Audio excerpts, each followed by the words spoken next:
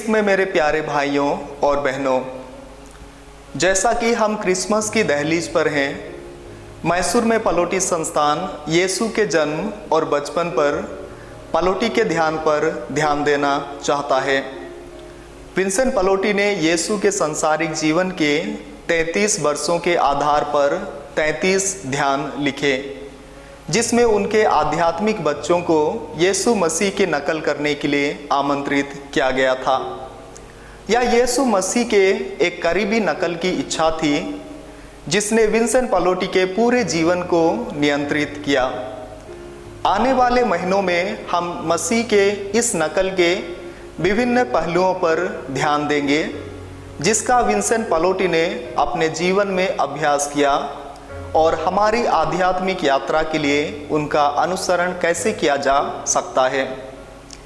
पलोटी कहते हैं, भगवान ने हमें अपना दिव्य पुत्र दिया है ताकि हम उनका अनुसरण कर सकें और जितना संभव हो सके उनके समान बन सकें।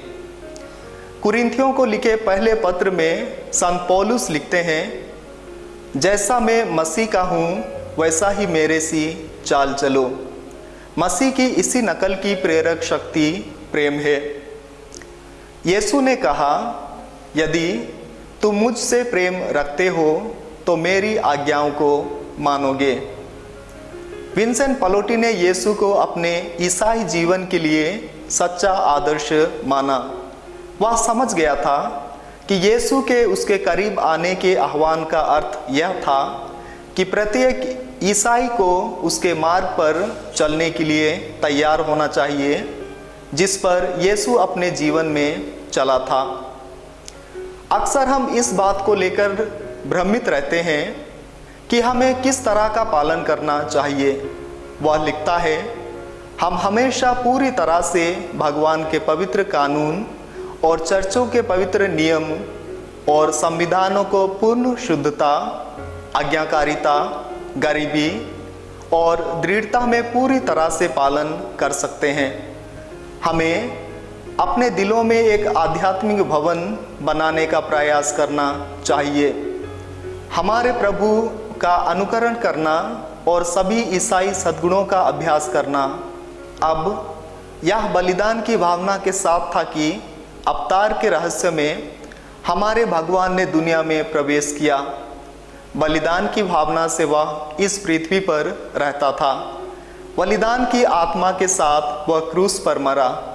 अपने सभी जुनूनों को दिन प्रतिदिन अधिक प्रभावी ढंग से और अधिक पूरी तरह से मारकर हमें भी हमारे प्रभु यीशु मसीह के प्यार से हमारे मंडली में शामिल होने के क्षण से ही अंतिम सांस लेने तक आत्म अस्वीकार का अभ्यास करना चाहिए। विंसेंट हमें खुलेपन, पवित्रता, दया, विनय, सर्व की विवेक के साथ एकजुट कबूतर की सादगी जैसे गुणों का अभ्यास करके अपने आप में आध्यात्मिक बचपन बनाने के लिए आमंत्रित करता है। यह हमारे प्रभु यीशु मसीह के अवतार और बाल्यावस्था की नकल करने का एक तरीका होगा। छोटे बच्चों की तरह विंसेंट हमें अपने वरिष्ठों और आध्यात्मिक मार्गदर्शकों का पालन करने की सलाह देता है। बेथलेहम का कुटी हमें ईश्वरीय विनम्रता और गरीबी की भावना की याद दिलाता है। इसलिए विंसेंट हमें पवित्र एकांत, प्रार्थना और मौन के अभ्यास में यीशु की नकल करने के लिए आमंत्रित करता है। वह चाहते थे कि प्रार्थना की भावना हमारे घरों और समुदायों में गूंजे। विंसेंट को चुप्पी पसंद थी। वह चाहते थे कि हम सभी में मौन का स्वाद विकसित हो। वो कहेंगे कि जो कोई भी मौन और प्रार्थना को पसंद नहीं करता है, वास्तव में गंभीरता से और वास्तव में भगवान के साथ अंतरंग एकता नहीं चाहता है। मौन का अभ्यास करके हम बेथलेहम की ग्रोटों में पैदा हुए बालक यीशु की नकल करते हैं। क्रिसमस का मौसम हमारे चारों ओर कैरल गाकर पारिवारिक समारोह और अनुदान की रात्रि भोज, उपहारों के आदान प्रदान और टूटे हुए रिश्तों को जोड़कर खुशी और उत्सव का समय है, जबकि यह सभी क्रिसमस के निर्विवाद पहलू हैं।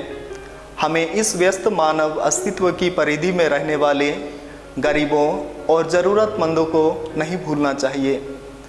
हमें अपने भीतर की आत्मा और हम में वास करने वाले ईश्वर का सामना करने के लिए मौन की भावना विकसित करने की आवश्यकता है। बालक यीशु का आनंद और आशीर्वाद हमेशा आप लोगों के साथ बना रहे। धन्यवाद।